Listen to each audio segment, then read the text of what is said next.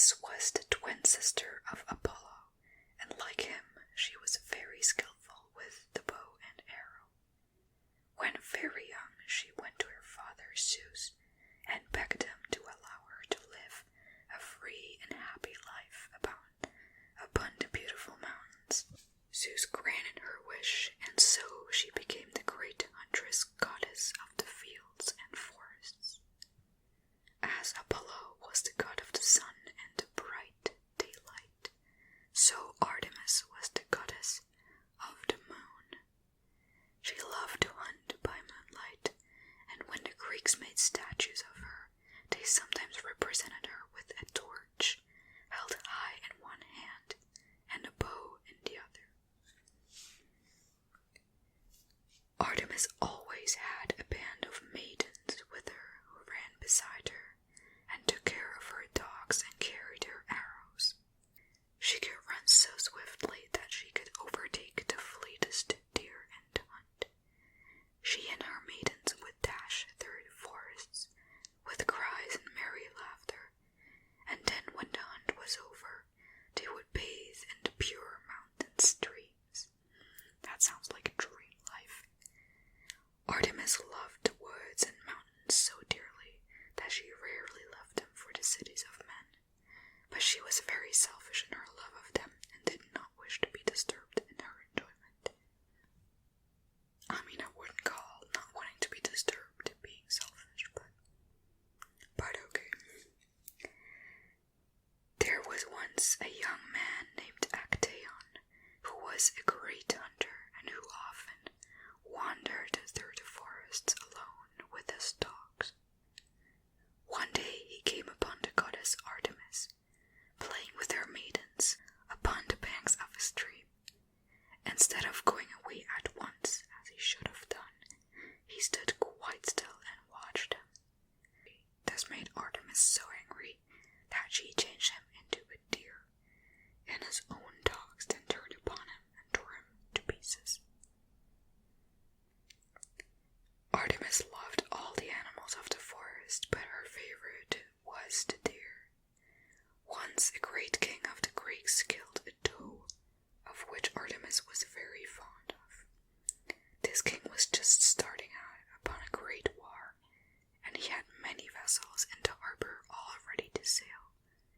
But day after day passed, and the wind blew constantly from the wrong direction, and the vessels could not be put out to sea.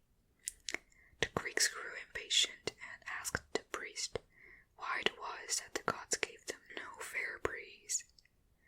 Then the priest consulted the gods and told the people that Artemis was angry because the king had killed her doe, and that she would not let the right winds blow until the king gave up his young daughter to be sacrificed upon the altar of the goddess.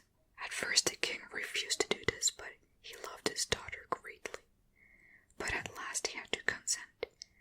Then the beautiful girl was led to the altar, and the priest raised his long knife to strike. But before it fell upon her chest, a cloud dropped over her and hid her from sight. When it floated away, the girl was nowhere to be seen, only a white doe remained in her place, and this the priest sacrificed in her stead. The goddess had taken pity upon the maiden and carried her in the midst of that thick cloud far away to a distant country. There she served for a long time as a priestess in one of the temples to Artemis. But at last, after many years, her brother found her and she was allowed to come back to her own country and friends once more. The Roman counterpart of Artemis, well, the Romans' name for her was Diana, unlike Apollo, who is also called Apollo in Roman mythology. Her appearance was usually athletic, and she tended to wear a knee-length tunic called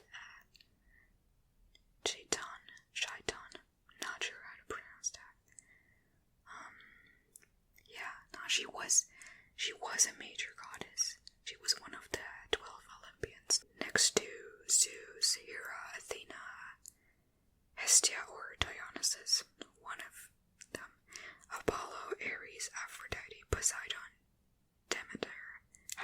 Isis and Hermes. Yeah, that's them.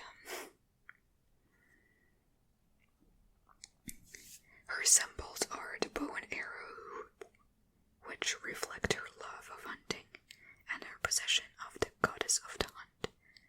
Another one is the moon, because every evening she mounted her moon chariot and drove her horses across the heavens.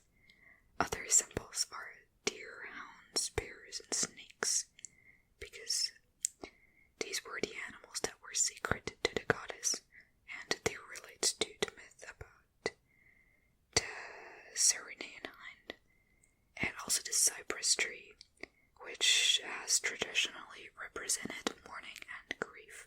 It relates to her because, although associated with healing, she could also bring terrible diseases. Oh, none of the gods were perfect. Definitely not. But she's still my favorite. Well, one of my favorites, pretty much. I mentioned the Serenian hind, which is one of her symbols. This is a deer that was sacred to Artemis.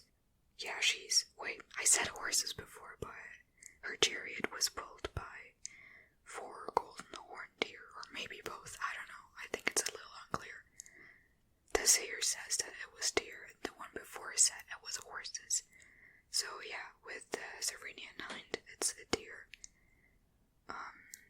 It was briefly kidnapped by Hercules as part of his 12 labors, but I guess that's just part of something else. In fact, because she's known as the Virgin Goddess and never married anyone, like as soon as she was introduced in Olympus, all of